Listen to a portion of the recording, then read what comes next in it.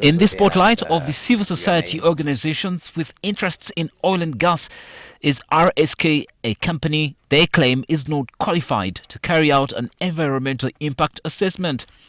They are all aware, but we are questioning ourselves why they would allow a company that is not registered as an environmental practitioner in Uganda to be the one to go ahead and conduct such a sensitive study for such a large project with such a large and significant expected environmental impact. The National Environmental Management Authority Executive Director Dr. Tom Okrut, in a phone call with NTV, has defended the company in question, insisting that it is eligible.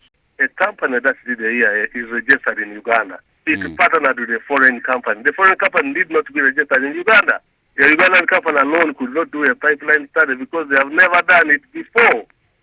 According group, I don't know, that coalition for it.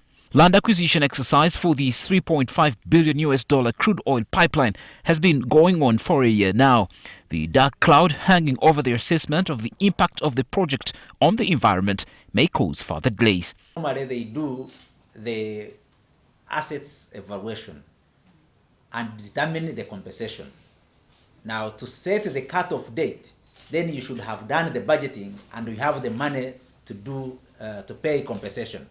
But the challenge has been that you set off the cut-off point and you advise landowners to stop utilizing their land, and yet you've not budgeted, you don't have the resources. Others, they feel the assessment that's being made is not adequate, but they are not aware of the mechanisms through which they can raise their complaints about the assessment. And because most of these communities are rural communities, some of the payments, some of them cannot afford surveyors to do independent evaluation or assessment of what is being taken, and they have to rely on both government and the consultant New Plan to give them an assessment.